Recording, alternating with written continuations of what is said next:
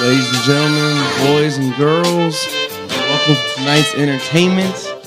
We are No Hezzy Hoopcast, as always. Jr Schwab, to my left, your right. We got Black Moses, to my right, your left. We got Leak. What's up, you guys? How y'all doing this Sunday evening? I'm good. I'm very good. Very good. I'm ready. I'm pleasurable state. We ready to I'm go? ready to right get now? into this. We ready to get into this? Yeah, let's do this. All right, so now we're gonna talk about a few things. We got Kyrie returns to the land that built him. We're gonna talk about that real quick. Opening night. We had some injuries go down. Or the land that Kyrie built. Let's rethink that narrative real quick. That's a narrative I'm working on right now. We had a few big injuries happened in the opening games, and we talk about that. Also, some guys that are still on the shelf right now that aren't even playing. Some big name guys. We got 3 rookies that are balling right now. We'll get into that a little bit later. They're Lonzo balling? No, we both have vested interest in both those balling out rookies, if you must say. Right. And then all 4 members of this No Hezzy Hoopcast had the pleasure of attending at least one of the Kings or the Lakers openers this year. That's right. So we're gonna go over our experiences real quick. Schwab's Kings opener was a little less stressful and hectic with all the driving that these other three partners had. Oh, you guys won that? We did. Yeah, you guys. I was more talking about you guys driving and everything. Oh, yeah. We can move on from there. So Kyrie Irving gets traded. We all talked about that 2 weeks ago. In his first game back in Cleveland against his former team, LeBron James, ended up taking that L. But we'll get into what happened later. What do you think? We all saw those hugs at the end of the game between LeBron and Kyrie. What do you guys think about that? I thought, it seemed genuine. Like the reaction. The fans booed lightly, Lightly? Well, considering very vociferously. Considering, the tenure there, it was fairly successful. They won a chip. So I think that, the fact that he left on the terms he did garnered the reaction it did, but it's still love with the players, because it seems like there's a fraternity there. So I thought that at the end of the game when they shared that moment that it at least seemed genuine. It didn't seem fake. I don't know about y'all. No, it seemed genuine to me too. It was a good game. It was hard fought. I think Bron knows why Kyrie wanted to leave, and he can understand that. And I think the rest of the players do as well. Like, he's too good to be riding that type of shotgun scenario. To be put in a role. Yeah, to be put in a role. So he could do anything. It could work, but he's not that type of player. So I think everybody respects that. I think, for the most part, he kept it G. So everybody on the team and Bron, they all got love for him. Tyronn Lue, they got love for him. It's unfortunate that Gordon Hayward got injured in the first quarter the way he did, though. That was let's might as well merge this segment with the first part of our second segment, talking about injuries, because nobody can forget it. Gordon Hayward goes down, dislocates his ankle, and breaks his leg in the first five minutes of the game. I think is what it was. Yeah, real quick. And it was pretty ugly. Very ugly. We're not first game of the season. We won't show you. Hold on, we have the clip, right? We don't. Kurt? No, we have a so picture. If you guys haven't seen it.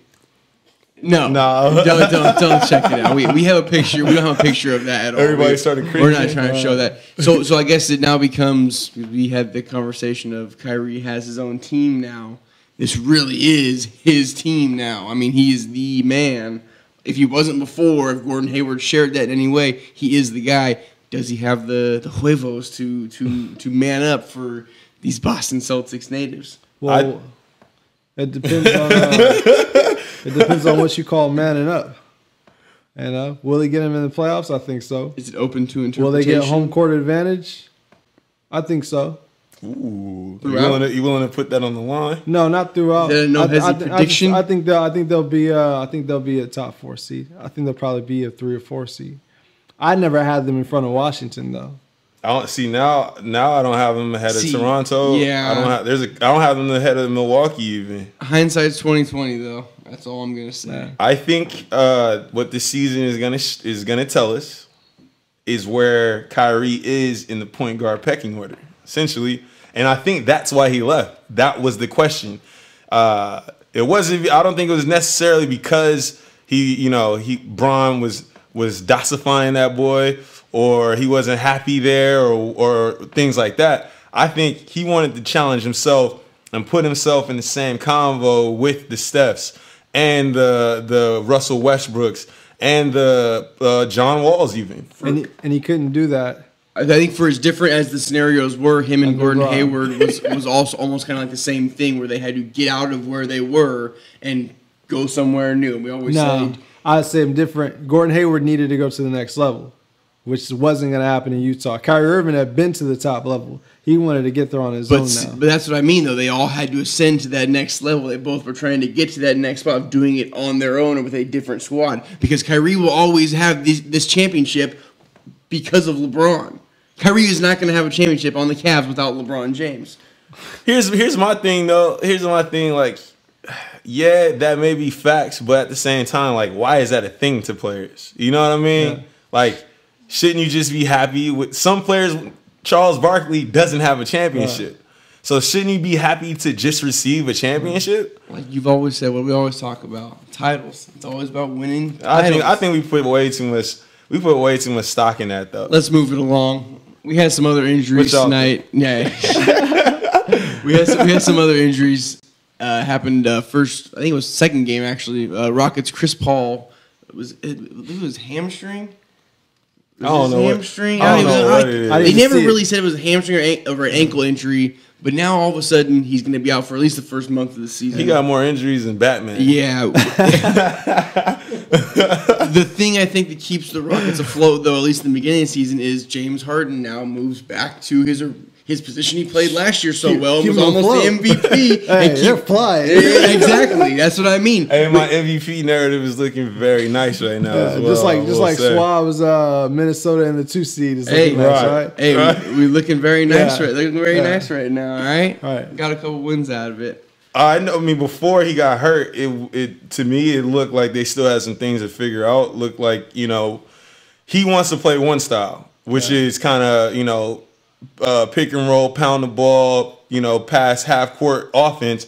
D'Antoni and the rest of the guys want to go downhill, and I think that's gonna they're gonna have to figure that out before they can move forward. So it might be a blessing in disguise that he's out right now to see how they operate. When firsthand. He comes back, he has to fall in line. Right? I was gonna say, I feel like Chris Paul at this point needs to just get in line. Whenever you come back from injury and guys are playing well, you have to fall in line. Right. It doesn't matter if you're Michael Jordan. You know what I mean? Exactly. I agree.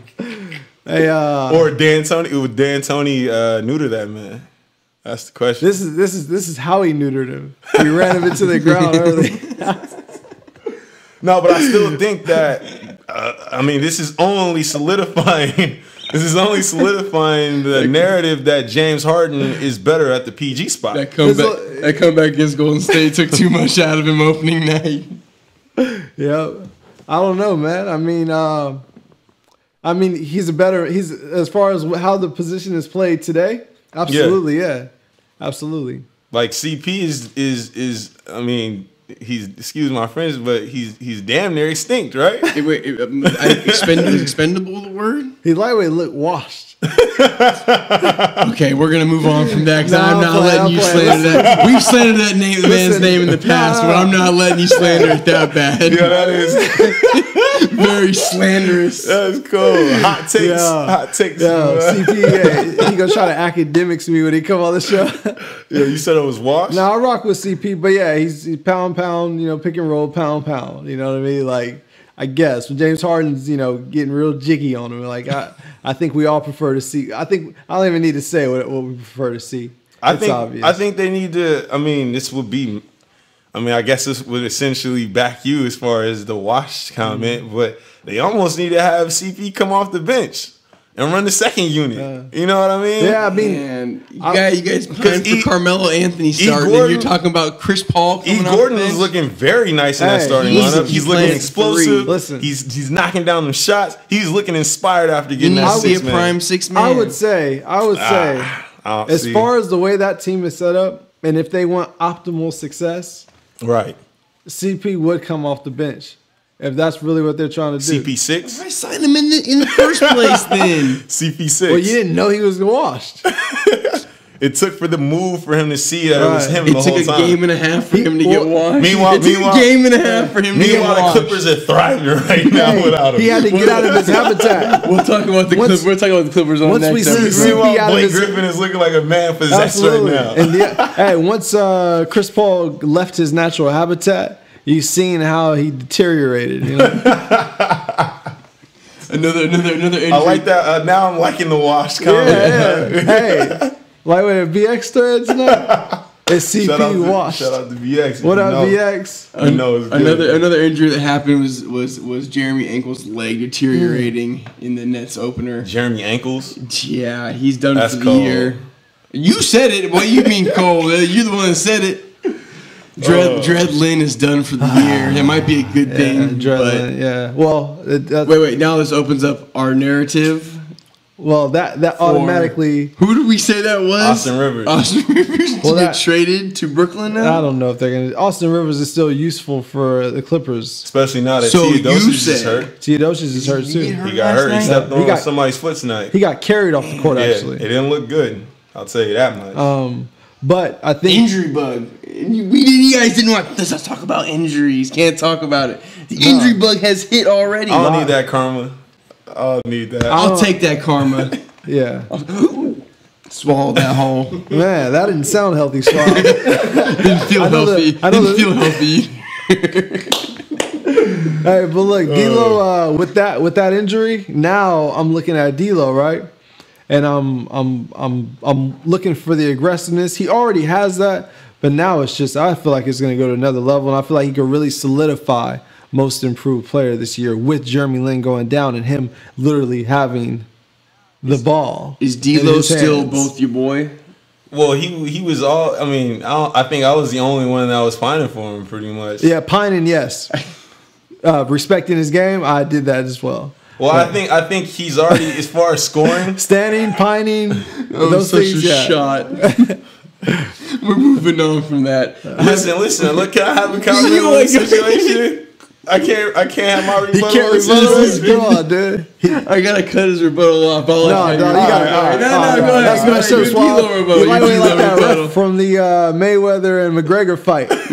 Like, come on, man. Stopping it too early. Stopping it too early. Yeah. No, all I was gonna say is for that situation to happen, I think what it will show is whether or not D'Lo could distribute the ball and show that he could be a point guard, not just a scoring guard. Yeah. So we'll see. But I think he's looking pretty solid in that position. Can I pose a question to you two Laker fans then? Let's go off on a D'Angelo Russell tangent real quick. Did Magic pull the trigger too soon? They didn't even give it 1 year. I'll say what the Lakers need is that score. They didn't even try to see it. I think he did. Because it seems like that's exactly what we're missing. Now, that being said, there are other things at play as far as leadership and attitude, which I think was the reason why they made the move. But as far as skill set, I mean, we could use exactly what he has right now. Yeah, so, true. I think the trigger was pulled too soon as well. I did not think that at the time. Well, actually, I did think that right initially, but then I started softening up to the reasons why. Forming your own narrative. Well, yeah, absolutely, yeah. I started forming a narrative, something I felt comfortable moving forward with. But looking back at it now, I feel like he did because it was super random, super abrupt. I don't know how well D'Lo would have fared with Lonzo coming in and getting all that media attention. And just basically making the whole thing about him. I feel like he's, just not really built. I don't feel like D'Lo was built for that at the time. I feel like he's matured a lot since he's been in Brooklyn already. Yeah. And as far as him being if he could be like a distributing point guard, absolutely. I mean, he's a really good passer. He just likes to shoot a lot. He has to be a willing passer. Yeah, he has to at this point. But if he's a willing passer, absolutely. I think he'll be a really good point guard. Yeah. I think it's just more so now I'm looking at because now I see he can do all the things. I'm looking at now. Can you win games? Well, they're 2-1 now. We'll see where it goes from there. They had a hard fought game today. Yeah. Against the Hawks. That was a good win. Schwab, real quick. we've gone over our minutes restriction for these episodes, 30 minutes. So Schwab's going to keep it moving tonight. I want to go over my last 2 guys I had for our injury list real quick. Guys that have been out. No, More guys that have been injuries. out. But no, what I want to say is one of these guys, it hasn't really affected his team too much because they're 2-0 right now. Or 2-0 or 1-0. The Spurs, they played 2 games or 1 game? That's a good question. But they look decent against the Bulls. Kawhi Leonard's We going to be ain't out for checking for the extended time. Spurs right now. Exactly, so we're not too worried about it. But one guy that's still injured right now that I think their squad could use them, especially now that Derrick Rose is hurt, is Isaiah Thomas in the Cleveland Cavaliers. They just got blown out by 30 points last night at home to the Orlando Magic, who Frank Vogel might have these boys playing very tough and well right now for some reason. But we'll get into that in a later day. But at least in Schwab's eyes, Cavs need Isaiah Thomas sooner rather than Absolutely. later. I think. They don't have a point guard right now. D Wade's playing point They've guard. got a point guard. Who?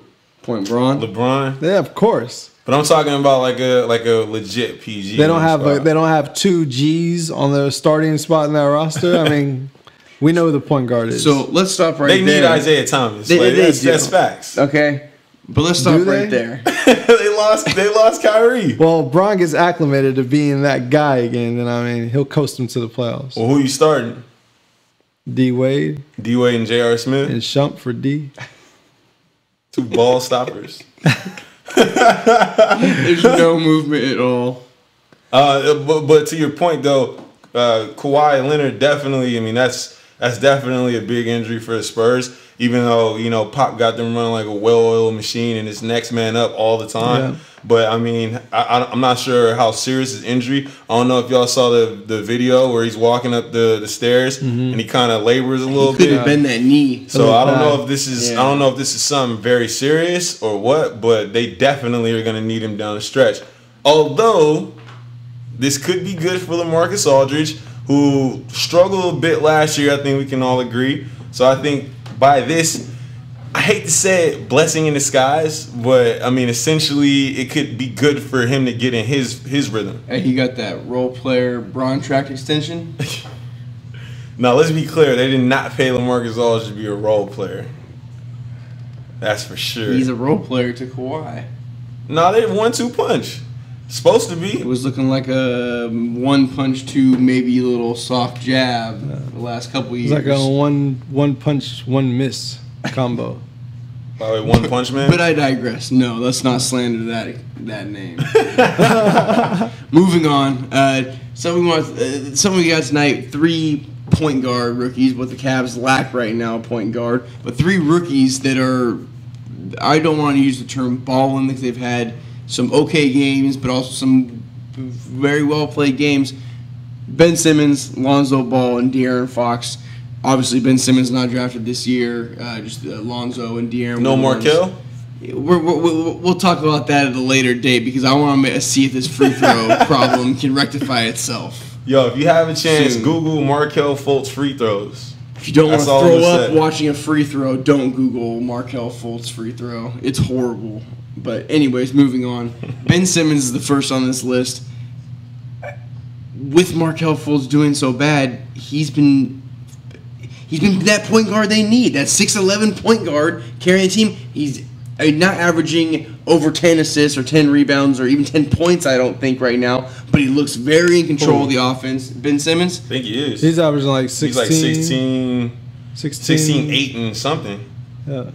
15, 6 and 10. But see, that's not including that night. That's what I wanted to see. He's He's averaging at about 8. 14, so he's definitely over 10 points. Yeah, he just had 18 the other day. Averaging 10 rebounds and averaging about 6 assists, 7 assists a game. So, solid numbers right there for the rookie. Oh yeah. Absolutely. What more do you need to see out of Ben Simmons? I just need to see him stay healthy for the whole year, pretty much. Because it looks like he could just roll out of bed and do what he's doing right now. So if he can stay healthy, I think they're in great shape. So he's looking like baby Bron. Work on the Jimmy, pretty much. So we need the Sixers to not be the Sixers and have their rookie get hurt again, so they got to sit out another year, essentially is what you're saying. Well, who are we talking about, him or Markel Fultz? Well, we're going to talk about both of them, but maybe talk about the Philly staff. The training staff. What's going on here right now? I don't know what's going on. I don't know why their lottery picks keep getting injured. I don't know. I don't even know why Markelle is playing. If you look at his free throw, I don't know. I don't know why Embiid is still on minutes restriction. Yeah, that makes no sense. Back to back was so weird. Listen. Things seemed to move a lot more smoother when Hanky was there. I'm just saying. Sure, there wasn't. Well, it was the same thing though. Well, no, actually, the players were actually injured, right? Yeah, they actually sat out in the entire year. Did you have some notes? Yeah, actually, I do have some notes on that. Facts of these. Philly's health. So I was Schwab trying to keep the show rolling right now. This is veering off the tracks a little bit right now. I understand, but Kurt just kind of threw that out there, and he's absolutely right. I do have notes. I was talking about the foot injuries. I don't know how that keeps happening. Markel's shoulder injury. I was also looking at Joel Embiid's minute restrictions as well. Why is the arena in shambles? I mean, this is literally a place where these guys have to play. I'm going to stop this right now. We need to save this for next episode. And then go also, in on the Philadelphia 76ers. One more thing. Embiid hasn't played over 21 games. He's in 4 years. He's on minutes restriction still, and you give him a prime XXX Tentacion. Why would you extend this man? I will say this though, with the verbiage of the contract, they could be trying to cover their own end. What company offering you a whole bunch of M's is not trying to cover their own end in the contract? Embiid got too much money. He got it too fast. He hasn't played 30 games in his career. It was stupid for them to give it to him. Well, yeah. So we're gonna go in on Philly. I'm gonna let it breathe right now. Yeah. We're gonna let that breathe real quick. And we'll go on. Shout out to Ben Simmons though, who happens to be my pick for Rookie of the Year. He had a red shirt year, so obviously he's a little bit more advanced than your average rookie. It's disrespectful. Did you copy my Rookie of the Year pick?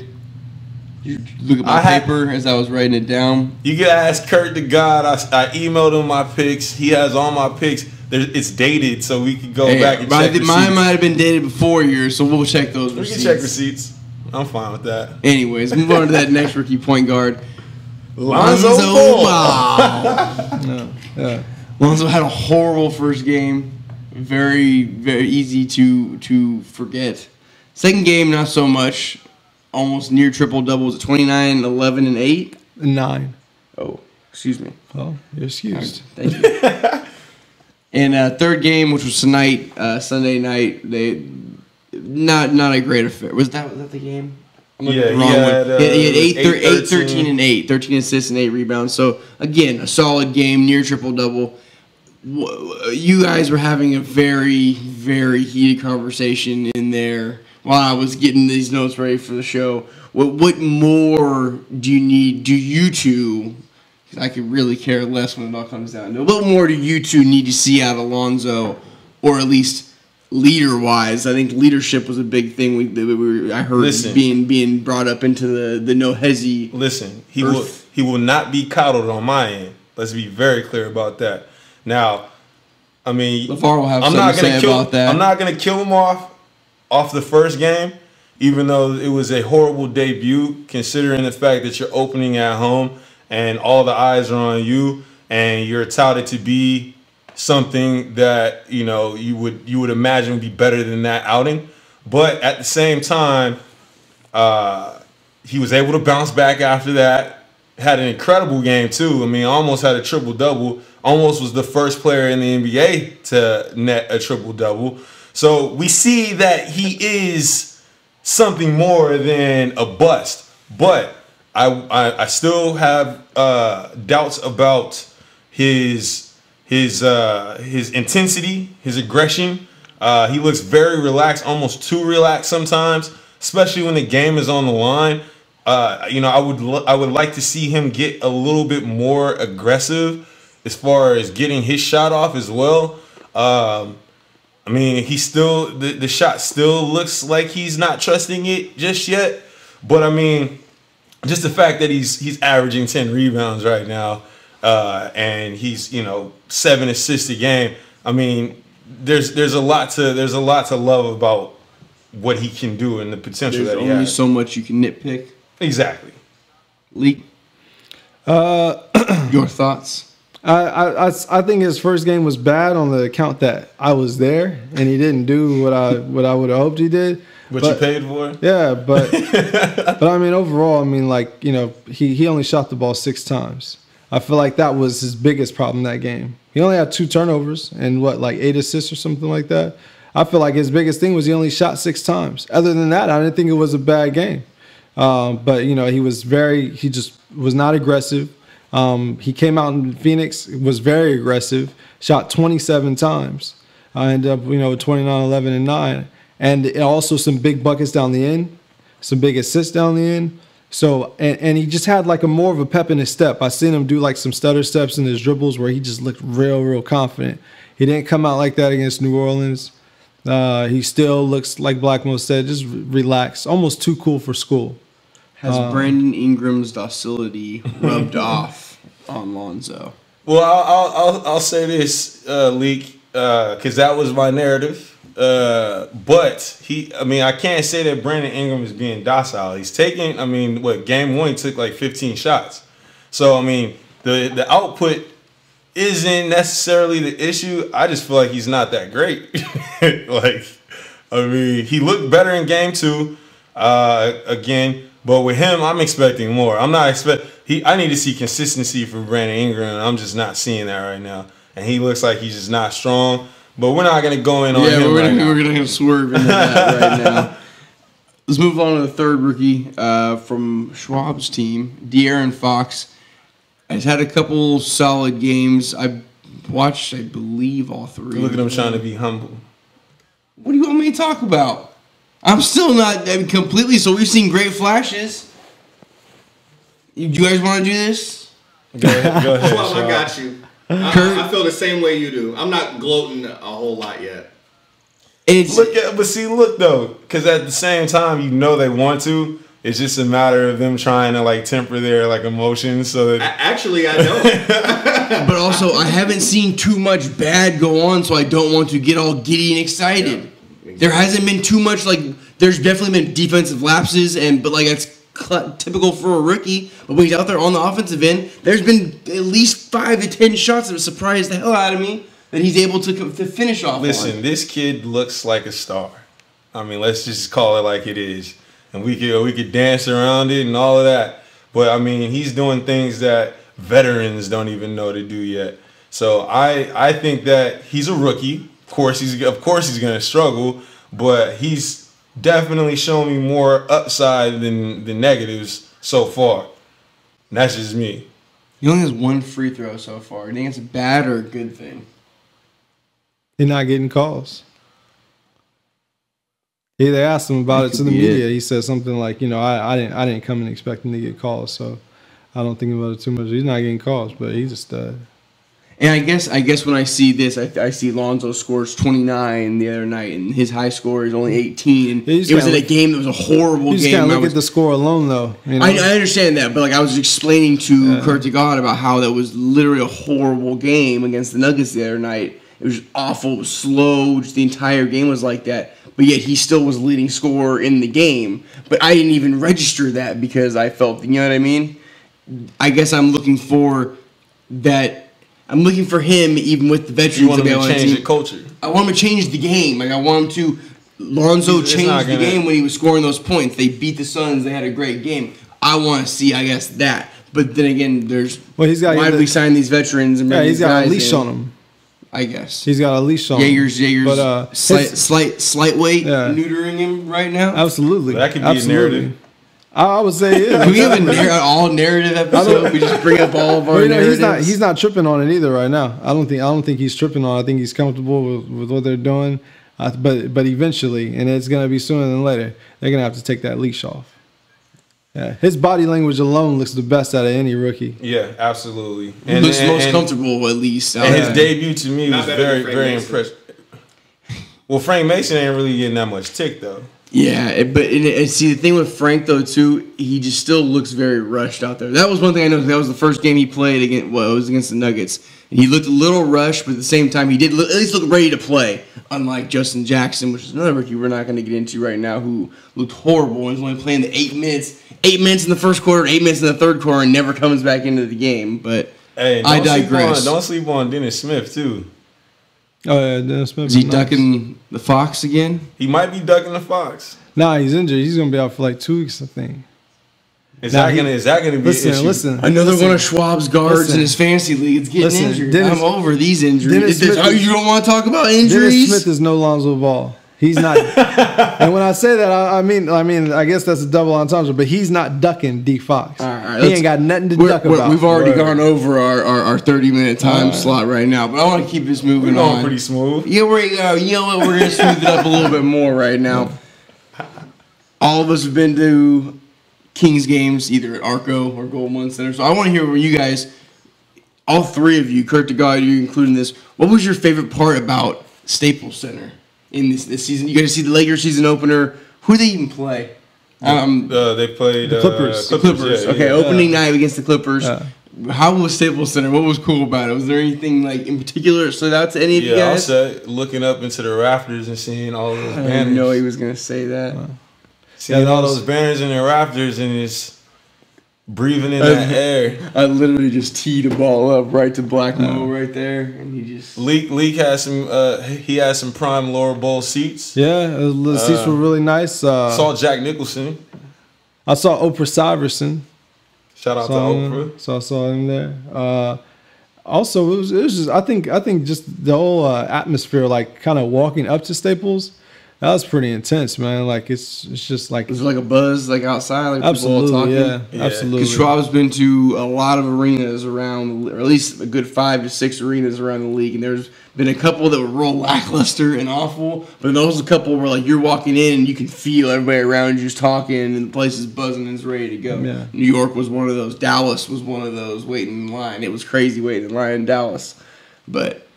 It definitely felt like you were walking into it was like hoop hollow, you know what I mean? Like hollowed ground types. Yeah. You know, I've never been to the Staples before.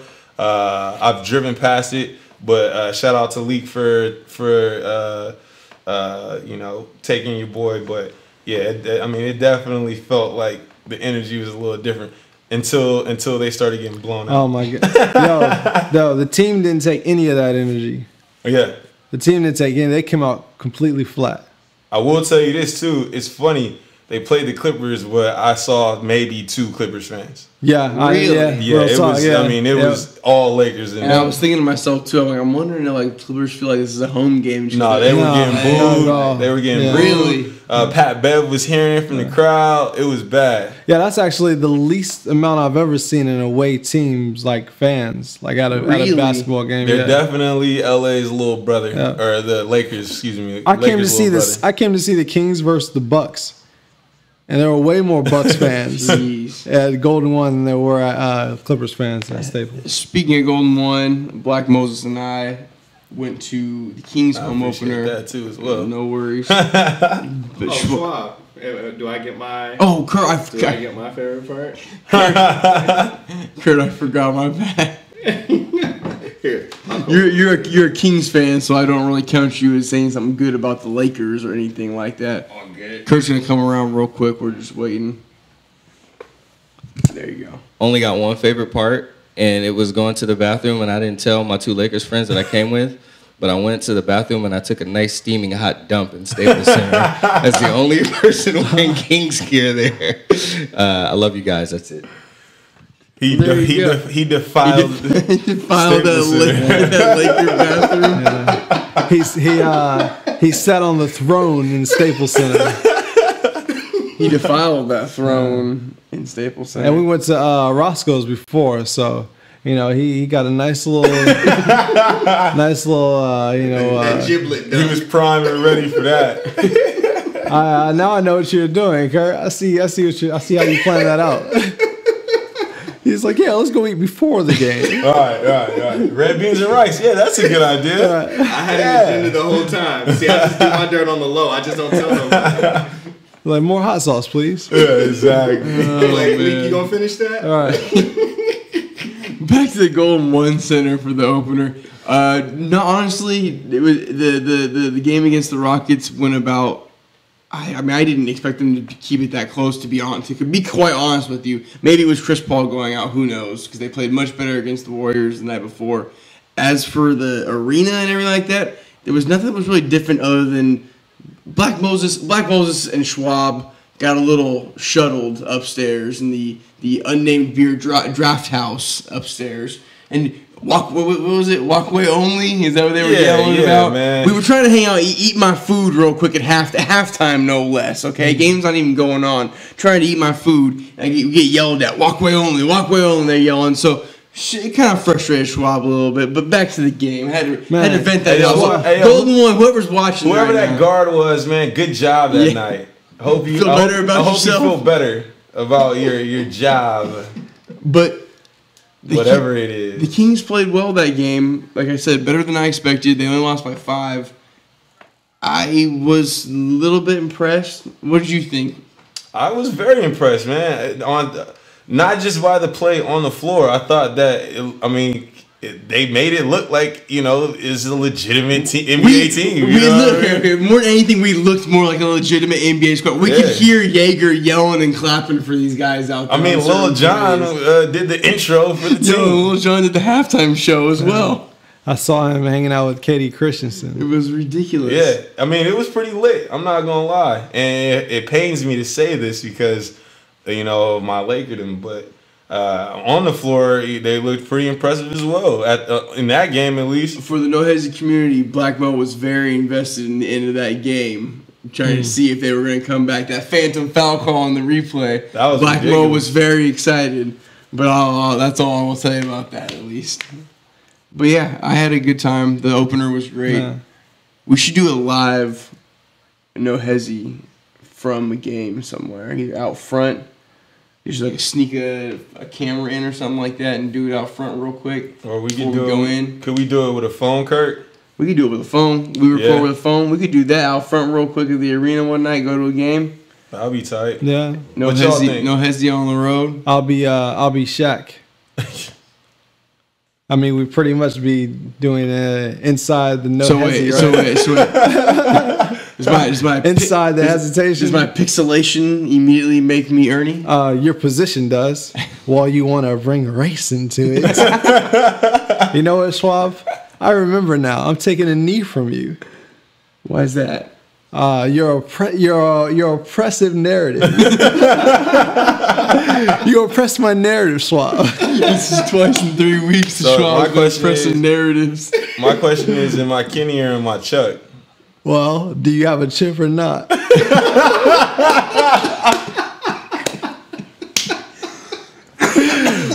out to Chuck Buck. That's a good one to end on right there. Once again, we're streaming live from Twitch tonight. Shout out to Twitch. Yeah, it's been a smooth process. No Hezzy hoops. And I saw some of them comments on the last one. Y'all were being a little weird on the comments. We have a lot of comments on Twitch. Well, you could do like live. While we're speaking, there's some weird stuff in there. All right, Schwab might have to check it out later. People get real trippy on it. So we gotta vet that. Those comments. All right. Schwab's like, really? Yeah. I gotta make a reminder. Check those links that are on there or whatever it may be. Check that out after when I wind it down. Like incognito window. Hide that from the lady. Right. Schwab wishes he had a lady. Let's move it on from what's there. What's that Twit thing? No Hezzy Hoopcast. Yeah. No Hezzy Hoopcast. YouTube, same thing. No Hezzy Hoopcast. We're gonna be better with this. It's social media. We're getting there. We're getting our legs up under us. So bear with us on that. It's very easy. I know, at least on YouTube. YouTube is one I at least know. You can go to YouTube right now, type in No Hezzy Hoopcast. You'll see that black and white. I believe it's still the black and white No Hezzy. No, we changed the logo. We upped it. We got some upgrades that Tony Stark Tech came in. We're getting bread now. So we got that logo in there now. It'll say No Hezzy Hoopcast. You can watch whatever live reactions. We might be doing more game reactions, we decided. We did one last week. We kind of skipped an episode before the opening week of basketball. This is kind of like our opening episode. We had to let it breathe. We had to let it breathe a little bit. We did a game reaction, and we had some people clamoring for more game reactions. So maybe we might get together and do a game once a week or something. Yeah. And then also hit us up in the Twitter or in the comments. giving us video stuff to check out because we love hoop, we watch hoop, but we can't watch it all. So. If there's something you want us to talk about, or you got a question for us, but we think about something that's going on in the NBA, greatly appreciated and accepted, and we'll gladly take those into consideration. And we're gonna start a new segment coming up. So if you got any bodies out there, send links to us. We're gonna be doing this crazy segment called Body of the Week. You see Blake Griffin dunk over the top of somebody. I don't even know who. Nah, Julius got there was bapped a couple. on. Yeah, there was a couple Julius got bapped disrespects. on. You see a sick dunk, anything, Victor body. Oladipo, shout out to him. He got bapped on. That one was sweet. He I got did bapped see on? that Oh one. yeah, he got bapped on. Oh, he got bapped That was on. a I saw him do the bapping on that Yeah, he alley-oop. bapped on. No, I think I remember the one. Johnson threw that James, alley-oop to yeah, James Johnson vaporized him. Yeah. I didn't see that Off one. the baseline move, right? Yeah. I mean, the bodies went flying. But yeah, we'll be bringing Body of the Week to you guys. We may even bring back an old game or an old one we used to play. MVP of the Week and maybe a Flabby and Sick of the Week. Maybe we have to go back into the archives and bring one of those Absolutely. out. Yeah. Nobody is safe on the fly. Markel Fultz free throw. Screen. Markel Fultz free throw is already looking a little flabby and sick. Absolutely. Man, pray for that, man. You know what? Something's wrong. Well, let's stop it there. We did all right tonight, guys. 40 minutes, at least a little over 40 minutes. That was a The lot better than Monstars came and took his powers. I just want to see if we get it to 43, Schwab. Schwab's walking out. Yeah, dude. Oh man. All right, for Jr Schwab, Leak, Black Moses, Kurt to God, running everything else. Thanks for watching. We'll catch you guys next Sunday, right around 9 o'clock. Get that live stream going. Peace. You.